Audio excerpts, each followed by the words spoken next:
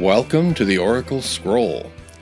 My name is Kevin Walder, and I am your host, and I invite you to join my guests and myself as we discuss all things metaphysical.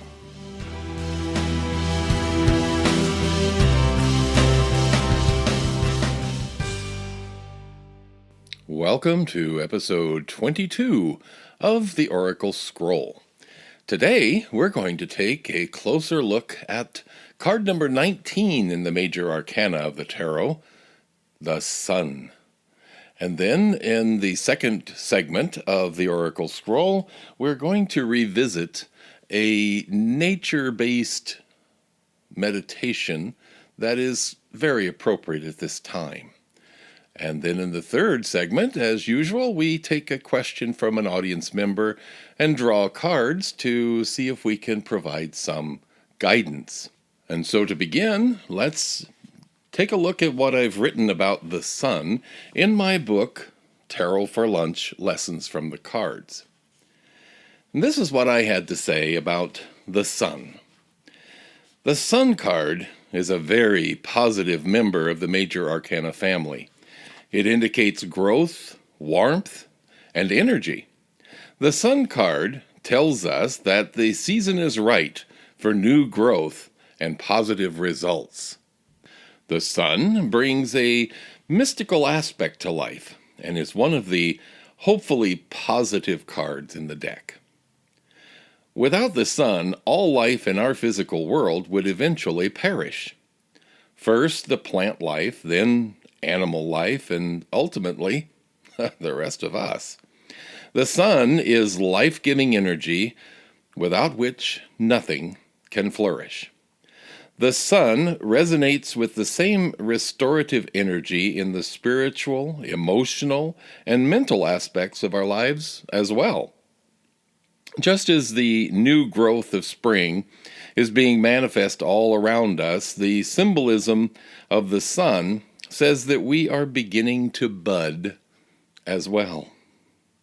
We here in the Northwest have a deep appreciation for the Sun, as it not only changes our view, but the mood of everything and everyone is lifted by its effects.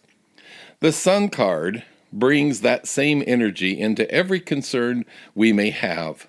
After the long, dark months of the year, the return of the Sun brings renewed enthusiasm and advises us to prepare for the season of growth just ahead.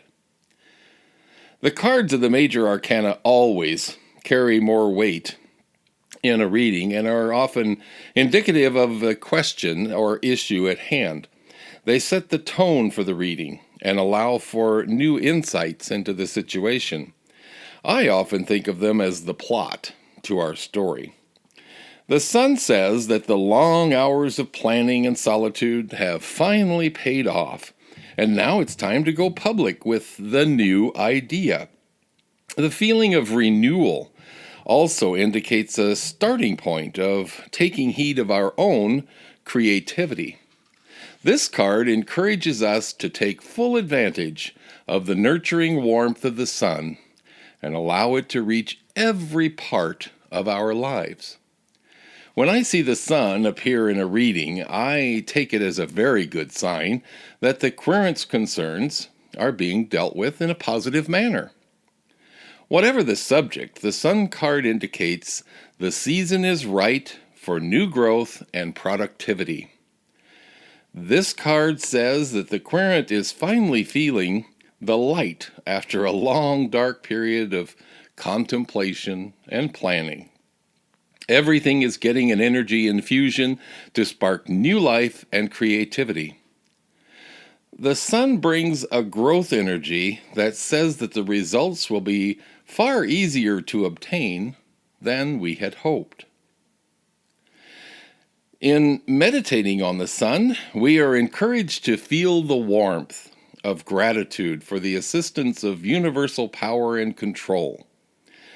We need to feel the support that is being sent our way from those who surround us, as well as those whose presence we can only sense. The Sun revives the exhausted soul with power to propel us to greater heights. So, as usual, the Sun card leaves us with a few personal questions. And they are, how are you feeling the effects of the sun in your life right now?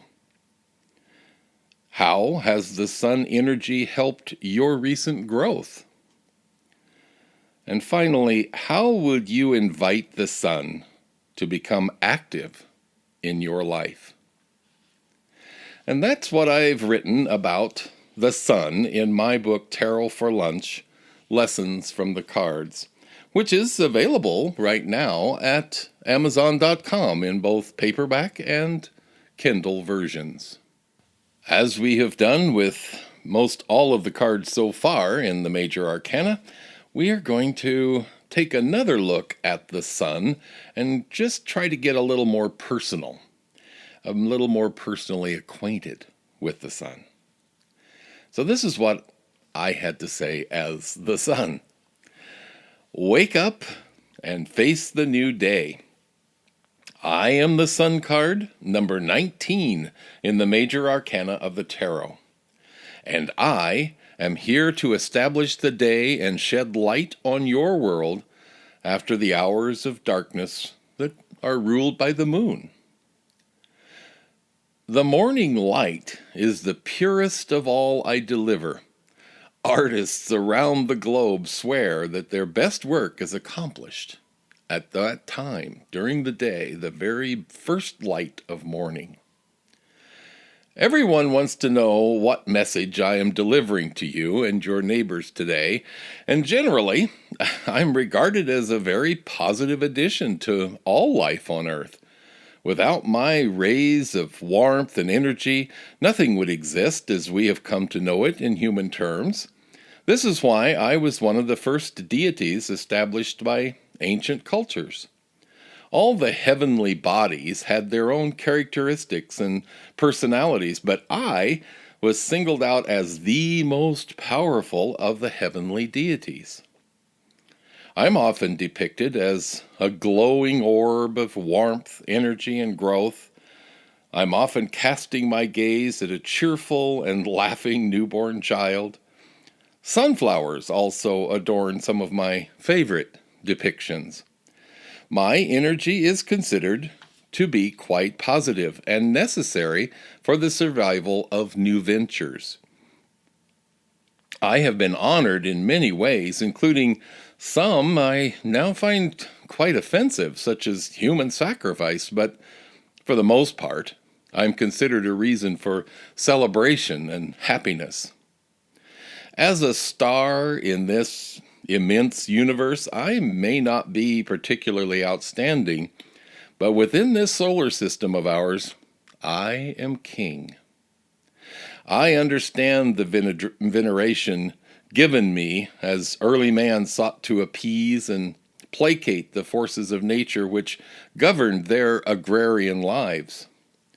The power of my energy gave them sustenance in the form of bountiful harvests. I am directly credited with the fertility of the land, the animals, and even the sexual potency of their human caretakers. Like so many of my colleagues here in the Major Arcana, I feel misunderstood at times as well, though not in the same way most of the others seem to speak of. As I mentioned above, I'm considered to be quite positive, when in reality, I'm simply a ball of dominating energy. All energy, including my own, is neutral, does not become positive or negative until applied. The energy I send out is neither positive or negative, but simply neutral. The same solar energy, which may power your home or make your flower and vegetable gardens bloom and produce, also can scorch the ground in the great deserts of this earth. My energy can be life-giving and energizing, or it can be oppressive and even deadly when not properly regulated. Even in stormy, cloudy weather, my energy comes shining through the haze and fog to light your world and give meaning to your new venture. The legendary solar storms on my surface can cause massive disruptions to communications and power grids. My neutral energy can be manipulated in any number of ways to make it produce positive results for the comfort and growth of life experience. As an advisor, I'm one of the most positive cards in the tarot deck. I indicate that your new endeavor will be met with open acceptance and you are assured of growth and confidence. My influence is directing you to put all your effort into the new experience you pursue, and you can count on the support of the elements surrounding you. My energy is definitely masculine in nature, whether it's perceived as positive or negative. Unlike the reflective energy of the moon, my energy is direct and assertive, even sometimes becoming aggressive and oppressive. Sometimes the energy being received and directed in a positive manner can become oppressive if the recipient isn't in a state of readiness to accept my insistent energy. So if you get that, I'm sending the energy all the time. Are you ready to direct it the way you need it to be directed? Are you ready to put it into a positive mode? Much like electricity, my energy is not to be trifled with or ignored. It can be quite shocking. In fact, my presence is obvious in so many ways. My message is to take my presence seriously and direct that abundant energy that I'm sending your way to make the changes that you so deeply desire. I am supplying the energy to accomplish anything you desire, but it is still up to you to put it to work in your life. Again, like electricity, if my energy goes unused and undirected, well, that's when it can become harmful and even destructive. As card number 19 of the major arcana of the tarot, I am a perfect reflection of my namesake, and I demonstrate for all to see just how important it will be to pay close attention to my guidance. Perhaps most importantly, I'm here to remind you that much of the power you seek is already present within you. You have the ability to transform your world, and I'm here to encourage your full participation in the life you have chosen. I see your struggles, and I step forward to remind you of the universal power which stands ready to assist with any of the details. Your task is to remain focused and attentive to your venture and to accept the warm encouragement I offer. Numerologically, my number 19 adds up to a 1, which again alludes to the importance of my energy at births and new beginnings of any sort. So I thank you for this opportunity to get to know each other a little better and hope I have helped you to understand my personality a little better. I stand ready to assist with any energy needs you find, and I am a great card for meditation and reflection. Watch for any opportunity to direct the massive energy with which I bathe this earth for any concern or project that you please. In the second segment of the Oracle Scroll, we take something that is of current interest and try to apply a spiritual meaning and a spiritual guidance to it. This time I'm going to share with you a meditation that I've written that is very nature-based. And this is one we have done before, but it's worthy of doing it again at this point in the year. So this being the middle of August. So the meditation goes as follows. We stand together as the mighty oaks and willows of the forest. We stand together in the light and dark of the year. We stand together in spring's bud and growth. We stand together in the nakedness of winter's fog. We stand together always in our chosen tradition, drawing power, strength, and connectedness from our Mother who gives us life and our Father who gives us light. Welcome all as sisters and brothers to share this moment, not as a single life, a single tree, but as a forest of lives, which makes all the trees within stronger. Feel your roots growing down into the earth as your feet spread to connect with our Mother. As you connect with the Mother, feel the words, I am the oneness, and the oneness is me. Feel the strength of the Great Mother flowing into your legs and into your trunk. As you receive from our Mother and feel those words once again, I am the oneness, and that oneness is me.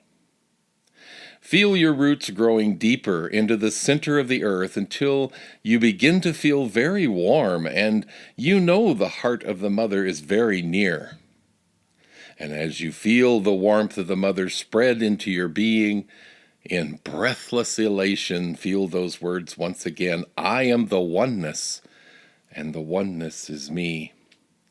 Taking only what you need, as the Mother's supply is endless and inexhaustible, taking only the strength, the power, and the love you need to make you feel those words once more, I am the oneness, and the oneness is me. Stretch your arms skyward as you feel the flush of spring's new growth and the leaves which will shade and shelter those around you. Stretch your arms skyward to receive the warmth and love of our Father in the sky. Feel the power of our Father the Sun as it transforms you from budding beginner to fully clothed guardian to animals and birds. Feel His warmth and His love, and feel those words again, I am the oneness, and that oneness is me. Reaching further still, allowing your beautiful leaves to soak up the warmth of the sun and the silky dew of the early morning, feel the strength in your trunk as your Father's warmth meets the warmth of our Mother in your heart. And once again, feel those words, I am the oneness, and the oneness is me. As your limbs grow heavier with summer's growth and begin to relax and reach out from your trunk, notice that you have become shelter to new budding plants, the many small animals and countless birds taking shelter in your boughs. It is easy to feel the connection to all life around us as we reach out and feel those words, I am the oneness, and that oneness is me. Now, you may notice that your own limbs are beginning to brush against the limbs of the trees next to you.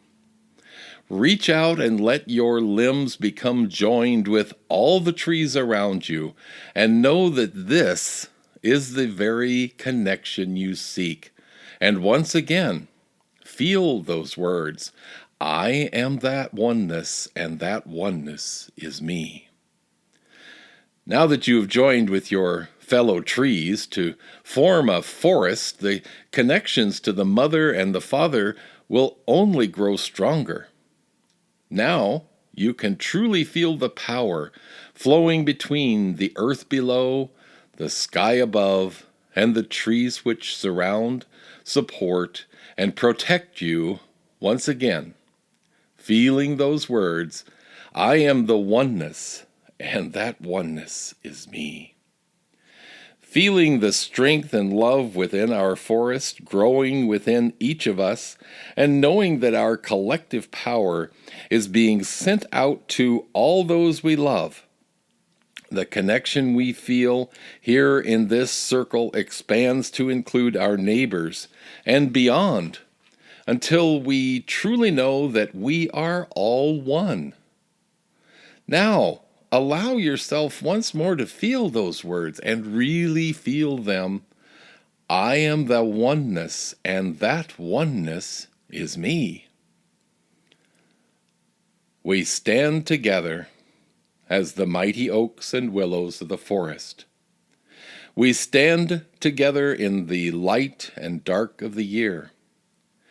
We stand together in spring's bud and growth. We stand together in the nakedness of winter's fog.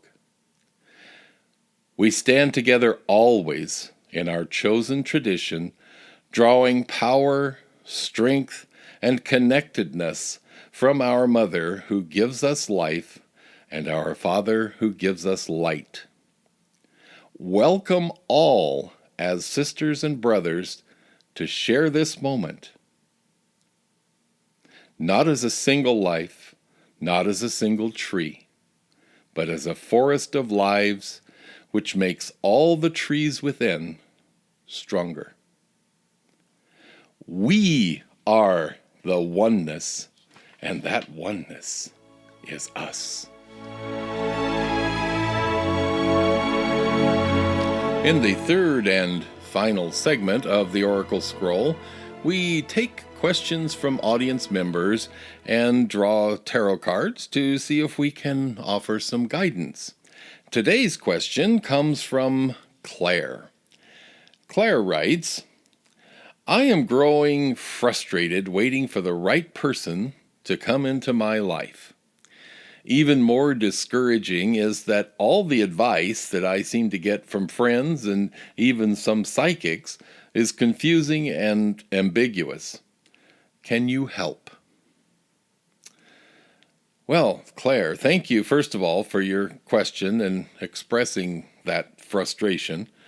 Defining the real question at hand can make all the difference in the world when it comes to answers. I also firmly believe that refining and defining our question can be far more valuable than a straight-up answer. So I shuffled the cards, and one of them jumped out, so we'll take a look at the devil later on in the reading. The three cards that I consciously pulled are the Hanged Man, the Seven of Wands, and the Ace of Coins. So the Hanged Man is my favorite card in the whole deck. So he says to me that no matter what the situation or whatever challenge is before me, there's always a new perspective which will change everything. Sometimes we have to shake up our world and ask ourselves some hard questions to see things from a different angle. Now, the Seven of Wands is all about creative visualization. In the case of Wands, this has to do with getting better acquainted with yourself, your passion, and your motivations. This card says to me that part of your frustration stems from not really knowing yourself intimately and not really knowing what it is that's going to bring you true happiness. This card is telling me that you need to be careful not to compromise yourself to just gain the approval of others or even a singular other. The third card I drew is the Ace of Coins. This card is all about the physical side of life, our money, our home, and our health issues. The aces are exciting cards to see in a reading since they denote a brand new start. When we are here at this stage at any level, we have not yet encouraged any obstacles or challenges, so it's extremely optimistic.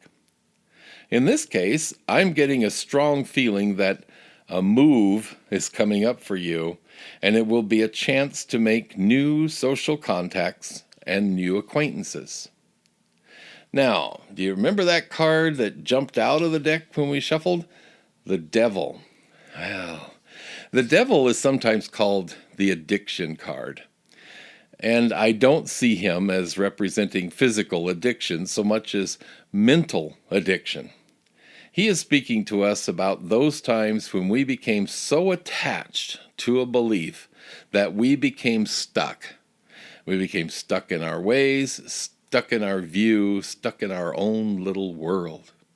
I get the feeling that past hurts and disappointments have made you a lot more guarded when meeting new people, both socially and in business. And this defensive thinking shuts out many who seek to get to know you.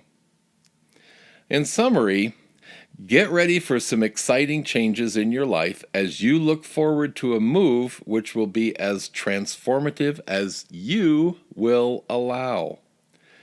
This opportunity allows you to get to know yourself on a new level and define yourself more fully, removed from the shadow of the past. Can you let go of old patterns and, without compromising your integrity, be more open to those around you?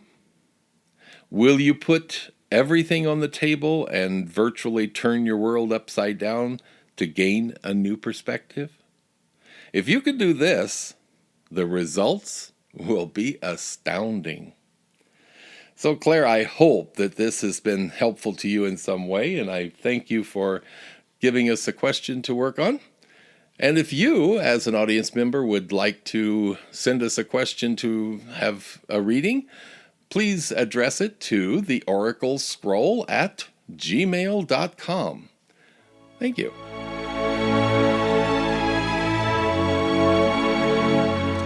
And that brings us to the end of episode 22. The Oracle Scroll is now available on many of your favorite platforms, and we ask that you subscribe today. You can find us on iTunes, Google Play, Spotify, Stitcher, YouTube, and even Facebook. Now, did you know that you can help support the Oracle Scroll and even earn some attractive bonuses for yourself? Go to our Patreon page. That is Patreon, patreon.com/Kevin Walder. And there you can see how you might be able to become a patron of the Oracle Scroll. Now, always, please send comments, suggestions, requests, anything at all to the Oracle's Scroll at gmail.com. And be sure to share your experience with your friends. Anybody, relatives, anyone who might enjoy what we do here at the Oracle Scroll.